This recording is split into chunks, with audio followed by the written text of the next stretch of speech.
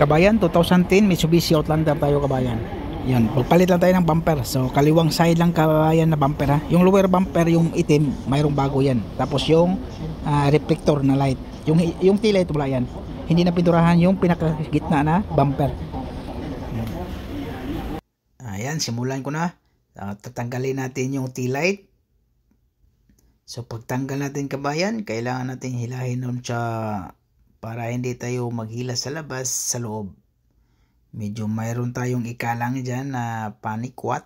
Yan o, tingnan mo, diba? O tanggal na siya. So dandahanin mo lang. Pero sa loob okay lang yan, huwag lang sa labas kasi masira yung tail light. Tapos mayroong clip doon sa loob. So pag magtanggal ka ng bumper, so kailangan tanggalin natin yung tail light. Kasi mayroong parang Hyundai siya, Hyundai Kia. Tapos sa loob naman, kailangan natin ibaba natin para tanggalin natin yung clips. May mga clips dyan.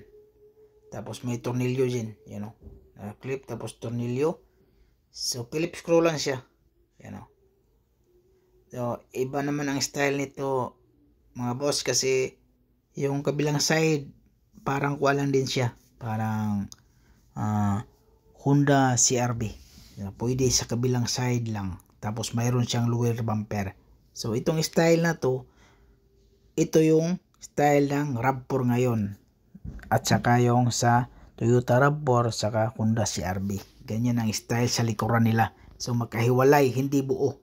Katulad nga ba yan o? So pwede natin tanggalin lang siya sa pisngi lang. Yan o. So tanggal na siya. Pero kailangan natin tanggalin lahat yan kasi yung sa baba, bago din.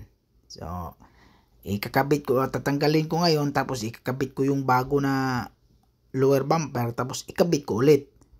Tapos kasi bago yung kabayan yung tinanggal ko bago yun. So pinunturahan na. So ang ngayon ginawa ko, pwede natin ikabit ulit tapos pagkabit natin sa mapinturahan na yung kabilang bumper, saka natin ikabit. Kahit nakakabit na yung kabuuhang bumper, walang problema. Yan kabayan, sira na yung bracket naglulos na siya kasi sa kalawang. So kailangan na lagyan natin ng tornilyo para hihigpit siya, para yung clearance ng bumper sa yung panel maganda pa din. Okay lang yan kasi kalawang naman yun, lumang modelo na yung sasakyan. Ganun lang kasimple para maganda yung alignment pa din.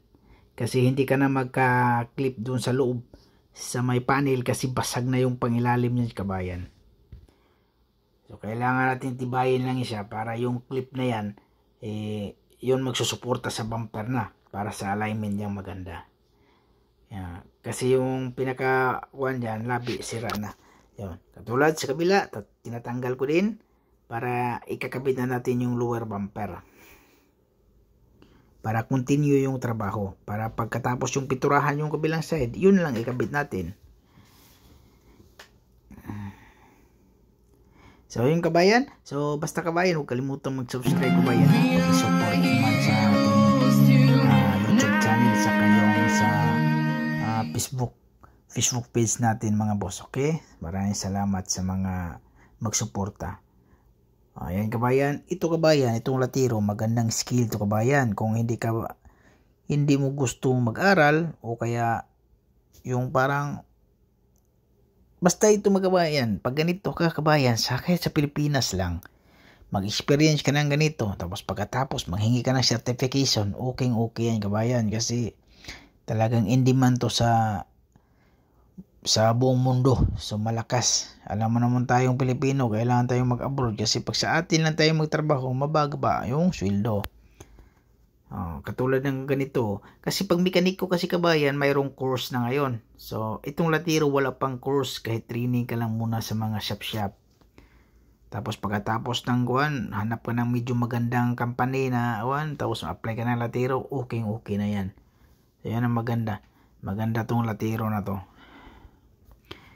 Kasi kung mag-aaral ka pa, kunwari mekaniko gusto mo, mag-aral ka pa niyan, magbabayad ka pa, malaking pera pang kailangan mo. Pero pang may pangbayad naman kabayan, okay lang. Pero pag medyo kapos talaga, katulad ko, medyo